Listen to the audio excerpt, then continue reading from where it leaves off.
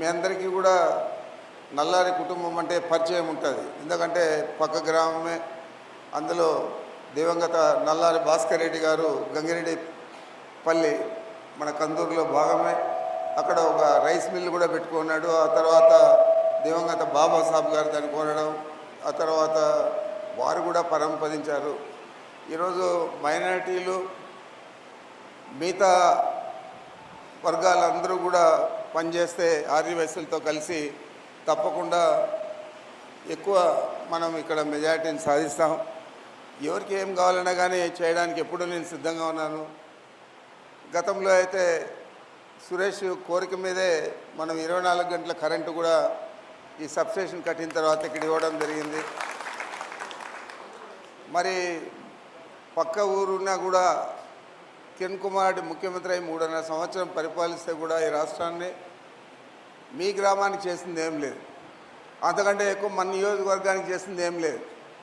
కేవలం అతను ఒక నిమిత్త మాత్రుడుగా ఢిల్లీలో పోయి చిదంబరాన్ని కాళ్ళు పట్టుకొని నేను ఈ రాష్ట్రం విడిపోయినా సహకరిస్తాను, అన్ని రకాల మీరు ఏం చెప్తే అది చేస్తాను, జగన్మోహన్ రెడ్డి గారు పార్టీ పెట్టకుండా నేను చూసుకుంటాను, అవసరమైతే జైల్లో కూడా పెడతానని చెప్పి ముఖ్యమంత్రి ఆ 3.5 సంవత్సరంలో ఏది కూడా పట్టించుకోకుండా ఈ రాష్ట్రం గురించి కేవలం వాళ్ళ తమ్ముళ్ళిద్దరిని అక్కడ హైదరాబాద్లో అయ్యప్ప సొసైటీ అనే ఒక కాలనీ ఉంది. ఆ కాలనీలో ఒక 4 అంతస్తుల మిద్దె తీసుకొని దాంట్లో ఒక ఫ్లోర్లో ఒక తమ్ముడు, ఇంకో ఫ్లోర్లో ఇంకో తమ్ముడు, కింద ఆఫీసు పెట్టుకొని ప్రతి ఫైల్కి కూడా ప్రతి పనికి కూడా డబ్బులు ఇచ్చిన తర్వాతే సంతకం చేస్తూ వచ్చాడు.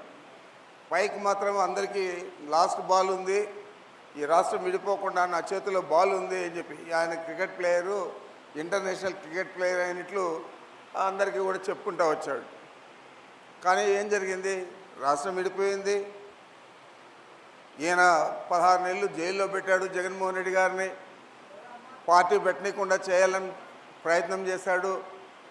తీరా మనం పార్టీ పెట్టి ఎన్నికలకు పోయేటప్పుడు ఒక నెల ముందర లోకల్ బాడీ ఎన్నికలకంతా కూడా సన్నద్ధమై ఎన్నికలు జరిపించాడు. ఎందుకంటే ఆ ఎన్నికలు జరిగితే లోకల్ బాడీ సర్పంచ్ కానీ ఎంపీటీసీ కానీ జరిగితే గ్రామాల్లో గ్రూపులు ఏర్పడతాయి, తప్పకుండా ఇది మద్దతు చంద్రబాబు నాయుడికి ఇస్తారు అని చంద్రబాబుతో కుమ్మకే లోకల్ బాడీ ఎలక్షన్లు పెట్టి మన పార్టీ అధికారం లేకుండా చేశాడు. మరి ఇలాంటి వ్యక్తి ఈరోజు మన ముందుకు వచ్చాడు. అది కూడా కాంగ్రెస్ పార్టీని వెన్నుపోటు పొడిచి నాశనం చేశాడు. ఏ పార్టీ అయితే అతను ముఖ్యమంత్రిని చేస్తుందో వారిని, అదేవిధంగా మన రాష్ట్రం విడిపోయేదానికి దోహదం పడినాడు. రాష్ట్రానికి కూడా వెన్నుపోటు పొడిచాడు, మనకు రాజధాని కూడా లేకుండా చేశాడు.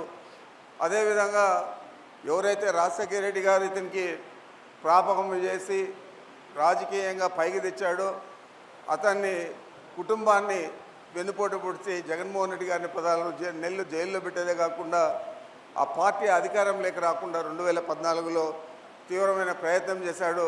ఇంకా ఎక్కడైనా వస్తుందేమో అని చెప్పి ఆయన కూడా కాంగ్రెస్ పార్టీని విడిచిపెట్టి సపరేట్గా ఒక చెప్పుల గుర్తుతో